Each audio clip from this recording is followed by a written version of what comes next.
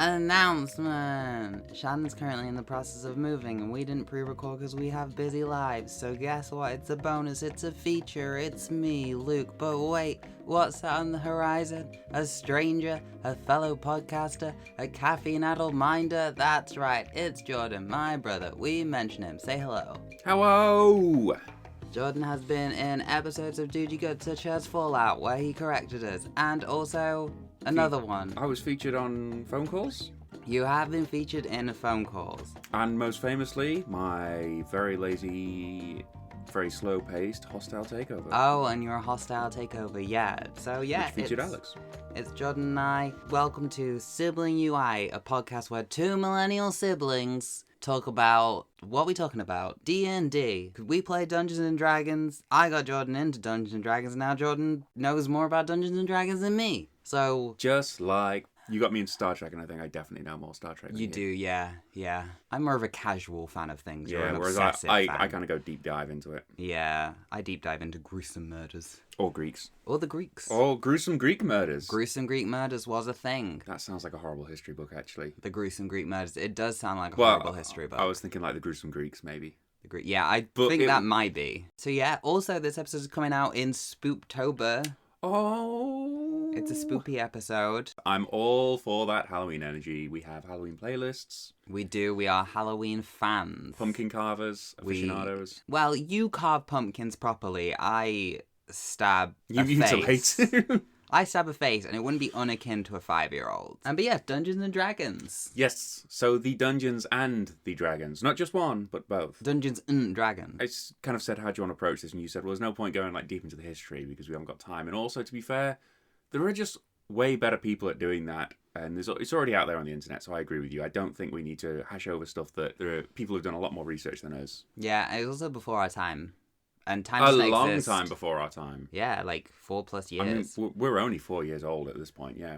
4-year-old millennials. 4-year-old millennials. Who gave us driving licenses is a question. So I was thinking about how to approach this, and I think my first thing I want to say is, what do you like about Dungeons and Dragons? What do I like about it? So I got into Dungeons and Dragons through, I think, the way many people get into Dungeons and Dragons, in which I found like podcasts and stuff. 2 of the probably major Dungeons and Dragons podcasts is what got me into it, which is how I got you into it as well. Oh, very true. I mean, I think we I think we can mention them. I don't think there's an issue there. A copyright infringement. I don't think that they're going to send their lawyers if we just mention, like, you know, the McElroys and Critical Role. Yeah, Critical Role and the Adventure Zone are what got me into Dungeons and Dragons. I thought it was really cool. I'm a big nerd. Really? I'm not. Actually, I'm a big jock. Good.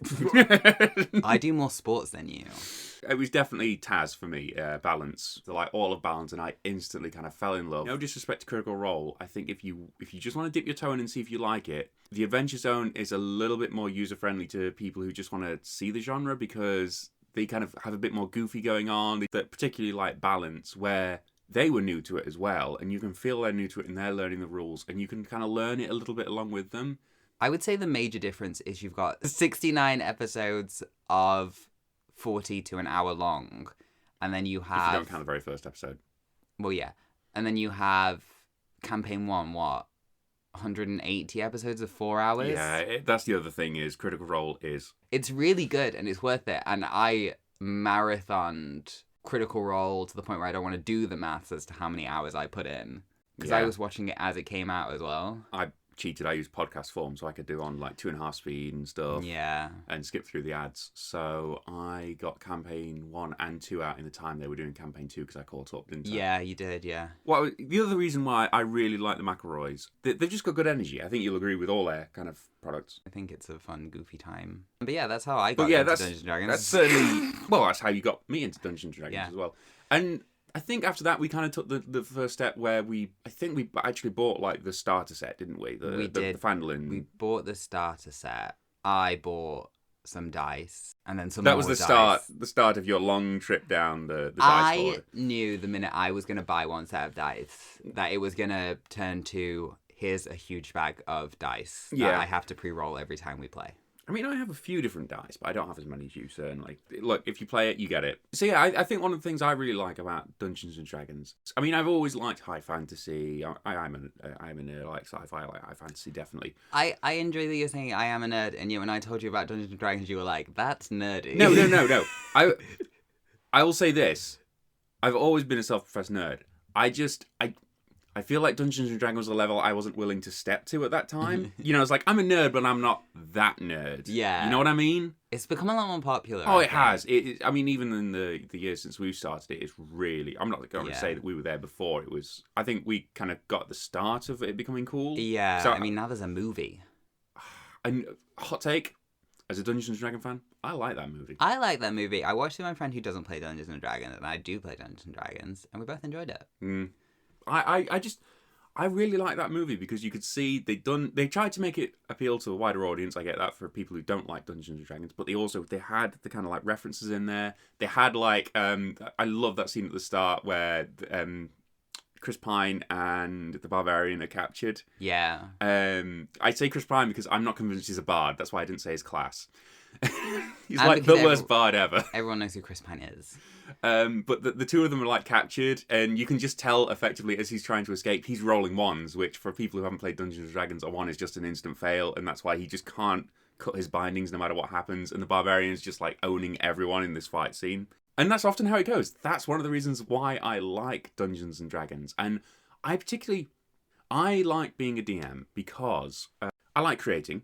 And one of the things you have to accept when you're DM is the moment you give access to the players, you have to trust them to an extent. And I think it's safe to say that you guys have gone in directions that I wasn't expecting in the campaign. And the same way that I also trust you not to just destroy my world. Yeah, I mean, we can talk about our campaign a little bit. So we have a campaign. It's you, me, a hostile takeover friend, Alex. I was going to say, another caffeine-addled mind. We have Alex in there. And then one of our other friends. I would like to get Shannon in it as well. I know she wants to, because I talked to her about it ages ago. But yeah, so we work a campaign. We've gone quite fun with our species. So I play a grung, a little frog. And we have a... it's safe to say no one went with, like, the classic fantasy, like elf, dwarf, human. None of that. I mean, it's a whole joy of you can do what you want in D&D. Yeah, I play a little cleric, a little frog cleric. She's 3 years old now. A very poisonous cleric. She's very poisonous, talks like this. She's a little grung, and she's making her way through the world. I think cleric is one of my favourite classes. I think cleric is a really fun class. Because I have played, like, a rogue, and I've played a warlock, and they're really... Warlock is rough, to be honest, spell slot-wise.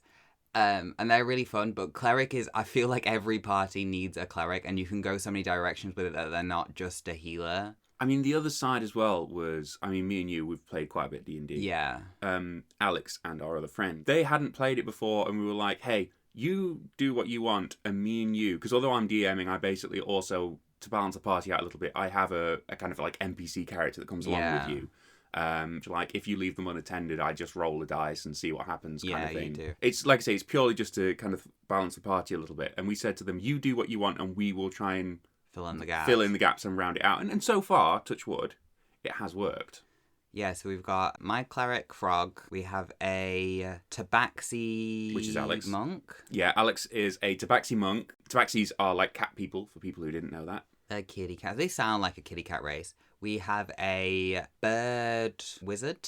A bird wizard, yes. Mimic, which is played by our friend. And Mimic is a kenku, hence the name Mimic, because kenkus cannot... they don't have like original speech. They can only... mimic and copy speech that they've already had. From the very start, I was like, hey, this is going to get very difficult and very boring for you fast if you literally stick by this rule. So there's a couple of times where we have a few select phrases like to the manor is one I think's always stuck. Because for 5 minutes, Alex and I were just talking, as our friend just said, to the manor, which is obviously the place we need to go. And also, I think what's really funny is Alex's character, rather, is kind of like unaware of how uncharismatic they are. Yeah. Alex's character thinks they're like the kind of face of the party, and she really shouldn't be. No, especially when Beluvu has such high charisma. Yeah. And quite often Mimic in the corner. Mimic is basically the one that, like, actually weirdly can figure out what's going on and needs to get stuff done, but just doesn't have a way to portray that quite often, which is always, I think, a funny dynamic. Mimic, who's played by a friend who, and I'm going to put you on blast right now, who said, I don't want to do any more violent quests for a little while, and then killed everyone in the game. Yeah, I think we need to address this. Hey, person that plays Mimic, that we're not going to say your name, but just so you know. Hey, Jordan, I just feel like we're doing a lot of kind of like violent solutions to quests, and from the beginning I said, look guys, if you want to find any creative way around anything, you're welcome to try it. I will roll with it. I don't mind. Yeah, very next session instantly initiates combat. All the violent parts of the quest have been done by Mimic. They did kill a child in D&D. In Dungeons and Dragons. And then, of course, the final character is mine, which is, like I say, a little bit of an NPC just to round it out, but particularly when you have, like, a monk, a wizard, and the cleric's got a bit of health, but I think you do need some kind of, like, heavy hitters to take some damage. And so that's Corm.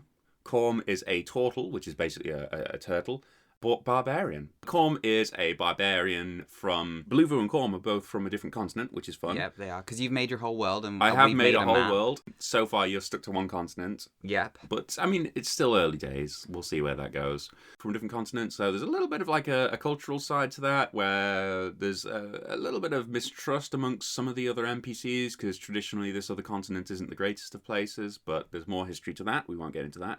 But also, it's just that typical kind of, when you're a barbarian, you get to hit stuff, you're very good at hitting stuff. Barbarian's a fun class. It's not the most challenging of roles, because it's like, hey, I'm going to rage, I'm going to hit stuff. I did consider multi-classing, but I think that's just going to make it a bit more difficult for the balance and stuff. Yeah. And also, like I say, I want you guys to be the main characters effectively. I'm just along for the ride. Have you ever DM'd?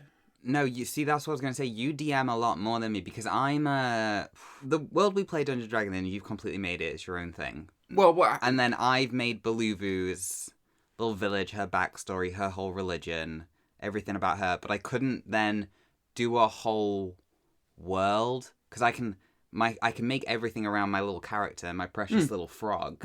My sweet baby frog. My sweet baby frog. I think for me, I get a lot more joy in playing and knowing I can do any possibility than being like, because I'd be like buzzing, I'd be like, they're like, I want to do the thing. One of the hardest things I have to say about being a DM is it's accepting that it's the old thing, like building like a thing and 80% of it at least just not getting discovered. Yeah. And there's been a couple of times where I'm like, if you guys had just gone through this door, you'd have found something really cool, but you didn't. And you have to kind of have that poker face of not giving things away. I much prefer being a player, and also... I think if you were to step into DMing, I was thinking about this the other day, we could do like maybe a one-shot where we all play grungs in Beluvu's village. I think that could work for you. See, that would be quite just fun, like yeah. a little light adventure where we're just side characters. Yeah. Although I do call dibs on Beluvu's cousin Flumpo, that has been mentioned in canon once, I think, and so I would probably have to be Flumpo, because Flumpo is the creation of my joy. I mean, I could disclose like a lot about Beluvu's village, but I want, because obviously the that's I want the it other to thing. be covered in.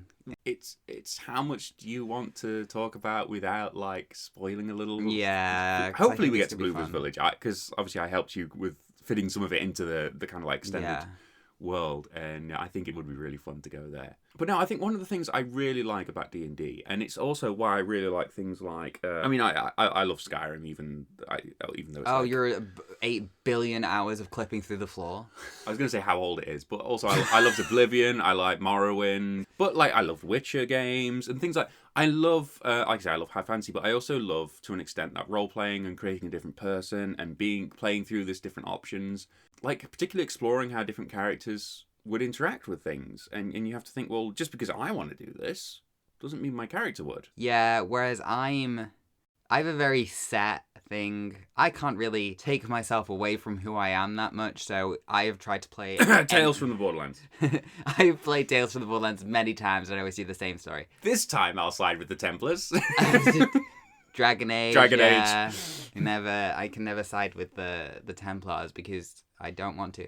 No, but I've played many a D&D character, and I've always tried to steer away from my chaotic neutral roots. You always draw back to it, though. Because I played a neutral good character once, and didn't go well. It's just absolutely stuck in a standstill, because I can't. They're literally in a pause screen in the middle of a sewer right now. Yeah, because there's like I know what I want to do, but I can't comprehend a good choice.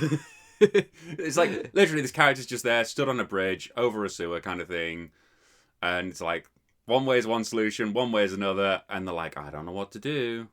I myself am a chaotic neutral person, and I enjoy that, which means I enjoy playing that in Dungeons and Dragons. Oh, we were on about, like, fun characters. So this is actually one of the things I really, really love. To an extent, subverting expectations. It started as a little joke, but it has stayed. It's made into this campaign. You've just not met them yet in this campaign setting. It is the It's Not Wood Society. So it's that whole thing of taking the traditional high fantasy elves live in forests. Well, what if elves don't want to be grouped into that? And so there's an It's Not Wood movement, which is basically elves that don't want to live in the woods. Of the concrete jungle. They live in the cities. They're city elves, and they do not like the woods. They hate camping. They don't like bugs. They don't like soil. Why would they want to ruin their comfy lifestyle? So I absolutely love taking these things and twisting them a bit. But what I was going to say is subverting expectations is particularly I love to do with creating characters. One of my all-time favourite characters that I've ever created, and they will be popping up in the campaign, Thaddeus Pendergrass. Oh, okay. I know you know Thaddeus Pendergrass. Thaddeus Pendergrass is one of my favourite creations because Thaddeus is a cleric, or at least that's how they introduce themselves. Thaddeus Pendergrass is basically heavily inspired by Snake Oil Salesman, the old, like, con. He doesn't know how to heal anyone. He just has cures and talismans that do nothing. But boy, will he exploit the common NPC if he can. Sort of like a Victorian healer. Yeah, I mean, I absolutely love it. And it's this whole idea of, like, eventually Thaddeus is going to get caught out because someone's going to be like, no, I need healing right now. It's like, no, I have a potion for this. And it's like, no, use your clerical, oh, I'm out of spell slots kind of thing. It reminds me of the in Fallout, in the Fallout show. Spoilers, Fallout. He turns someone into a ghoul, doesn't he? And that's exactly the same kind of thing. So when I saw that, I was laughing so much because I was like, that's exactly the kind of thing Thaddeus would do. Yeah. But there are others as well. So we kind of started on a little bit of goof, and then it is definitely coming in. Is what do we call it? An undead romancer or something? Oh, an undead romancer. Not to be confused with someone that romances the undead. Yeah. So instead of necromancer, they're an undead romancer.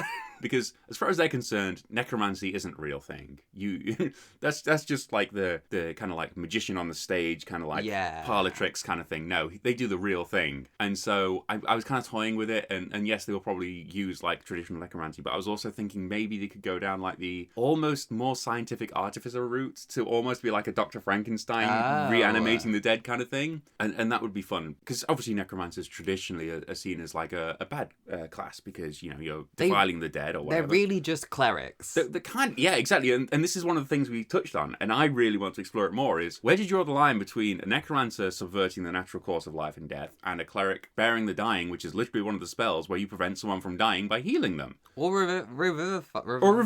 Revivify, exactly. Where is the line between a necromancer and a cleric? And I really want to explore this, because clerics are traditionally good, necromancers are traditionally bad, and actually, to be honest, if you think about it, a cleric could be an amazing torturer. Dark. The day but it's true. Baloo like fully revives someone for the dead, she'll just be like, I'm a necromancer. I'm a necromancer now. I've just put her hood up. Yeah. I've chosen the dark path. Like full on yellow eyes, like I have the high ground. Well, no, it's like Anakin didn't have the high ground. That was the whole joke. A little Sith Baloo, that'd be funny. Well, she does have, if she ever dies, I have like already designed that's her. True. There is also your backup character as well. That's really funny. Oh, my backup character. I find most funny making like goofy, silly little characters. So my backup character, and I'm happy to disclose this in the hopes that Alex the Mimic don't kill off Baloo to witness this absolute joy, is a little ball of moss with Coke bottle glasses that are approximately the size of that piece of moss, and just kind of like, I'd say similar to like a drawing, just black stick legs and arms sticking out. Well, you see, yeah, because I think we agreed if you were to do it, it would be the there's a creature in D&D called a shambling mound, which is like basically like a sentient bunch of plants, and I think that's how we'd do it. And this is a shuffling moss. your legs could almost be like little vines, maybe, but like straight. You've like made them straight, so they are little stick legs. That's adorable. Or actual sticks. That could be it as well. Little twigs. I thought of vines before sticks. That's embarrassing for stick legs. But yeah, like I say, you can just have fun with it. A lot of people like D&D, you know, there's like drama and stuff. I enjoy it for just like the funny goofs and stuff. That's kind of who I am. Now, this is one of the questions I was going to ask, because I think I know the answer for you. There's a big kind of train of thought on what's called railroading versus completely open story. What do you prefer? I don't think I can be railroaded. Yeah. You're going to derail instantly. You're going to smash through a wall. Because I don't pick up on... I'm 1, bad at puzzles. 2, bad at hints. And 3, I'm going to do whatever pops into my mind. And also, you quite often forget that you picked something up like 3 minutes ago, and you'd be like, you found this rusty key on a skeleton, and then you get to the door, and you're like, how do we open this door? How do we open the door? Yes, I'm going to have to destroy the door. I guess I'm going to have to fireball the door. Could we poison the hinges? And I think it's true, yeah. You are naturally bad at railroading. Try and keep everyone on track, what with the fact that I've played more D&D, but sometimes you get very caught up in my own desire to be a little chaos gremlin. Not in a bad chaos gremlin way. Yeah, I mean, that's one of the hardest things I'd have to say playing our games, because I like I say, I want everyone to have fun, and so I'll happily go down a little bit of a rabbit hole or a tangent with you, and then I have to be like, okay, as much as I want to see where this goes, maybe it's time to rail you guys in a little bit. Yeah. And so, yeah, you can't just go off on the, like, but why did that guy have that hat on that day? How many beds were in the room? Famously, how many beds, yeah. Finding the balance. And actually, that's what I was going to say about railroading versus, like, really open-worldy kind of situations is I try and do the best of both worlds. I think it depends on what you want out of the campaign. Like, if it's literally open world, do whatever you want, we'll go with what you do. If everyone has, like, you know, if it's discussed beforehand, everyone's like, okay, we gotta save the world from this whole overarching plot, which we haven't got yet in our campaign because we're kind of still goofing around. I mean, you are effectively, like, you're still in the tutorial zone. Yeah. You've just broken out of it. Like, you're in the same, like, city, and it's fine. Like I said, there's stuff to do everywhere. Don't worry about that. Because we're playing with 2 new players, we're kind of, like, more... We'll discover what happens, and maybe, you know, there'll be an overarching plot at some point that will be more streamlined into. Oh, there are world events timed in. I told you this from the beginning. Just because you're not there to witness the world events are still going on. Yeah, but our characters don't really care about the world. That's true. In the sense of, well, they're all from different places, really. So where they currently are, it's like, this means nothing to us. So yeah, I think definitely railroading's a bit better if everyone is like, goes into it with this huge plot line, and it's kind of like, not planned, it's the whole campaign that's set. Kind of like the starter ones where you know there is... You do this, you go into the dungeon, you find the bad guy, blah, blah, blah, blah, blah. It is, it's like a self-contained game, and it's a really good kind of like... I think they're great as jumping in, because like you say, it has the structure. There are often like, you can go into different dungeons, but like it's all obviously it's pre-mapped out and things like that. And they usually like set like 1 to 5 level, or like 5 to 10 or whatever. And they kind of like, they're there to progress your characters, and they are really good stories. I mean, at the end of the day, people got paid a lot of money to create these things. They're very good. But like you say, there's no expanded kind of adventure out of it. They're almost like jumping on and jumping off points in a lot of ways. They're good introductions, I think, because if you're new to DMing, you're not going to know what to do, and that's like a good way. Oh, yeah. Like, I don't think I would have dared start DMing from the very beginning with no context whatsoever. It's way too daunting. And the other thing I was going to say about open world is, as much as I absolutely love open world games, and like I say, I loved creating the world that we're in, one of the things that I imagine must be daunting to the player is like, hey, here's a map of the world. Here's a map of this continent you're on. Go wild. And then you're like, well, where do I get... What do I do? You're just like... And so I try and... There's little hints of things going off in different places that, like, if it sounds interesting, you could be like, oh, I want to go to this city, see what that is. And that's fair enough. Or if you want to stay in a certain city and keep grinding out the same... No, there's lots going on in the different areas. There really is. And so I really am not bitter about the fact that you've been in the same goddamn city. The problem is that we've done one mission in that city. It's just really You didn't even finish that mission. Yeah, we found a compromise. And let's not forget the all-time absolute favourite of writing out an absolutely amazing absolutely amazing monologue for a villain. Like the first, not like boss, but like almost mini boss you were going to come up against, and it kind of ties into an overarching story. Oh, I was so proud of this monologue. And they're about to go into it like proper kind of Dracula style, like hold the glass. Yeah, we kind of planned everything out. I think this time it was Alex Dax's character. Dax's character, rather. Got those confused. Dax plays Alex. Dax plays Alex. It's very method. I think it might have been Alex that just like threw a javelin straight off. Yeah. And we're like, oh, okay, we're initiating combat. You didn't need to hear this absolutely amazing monologue, which then, by the way, ended with the possibility of you teaming up with them if you wanted to. We would have as well. But then that's the thing, is that listening to a villain's monologue is so unrealistic. It's very true. In no world are you going to be like, this is the bad guy. We hate him. He's done all these terrible things. Yeah, sure. No, you say you're a piece. But Yeah. like the other side, you got to And imagine you is pull up a chair, get some popcorn. like a therapy session. as far as you're concerned, they hadn't done all these terrible things necessarily. You'd just been told that they were this bad guy, and you came into this like abandoned warehouse as an absolutely giant like fantasy whale skeleton kind of thing, like massive whale skeleton. It's got like 4 fins. I was so proud of this setting. It looked absolutely amazing. It's like hung up on chains. This guy's got like a throne on the head, on the skull of the whale. There's like victims in cages hanging around them. He's going to do this amazing dialogue. But we didn't know he was a bad guy.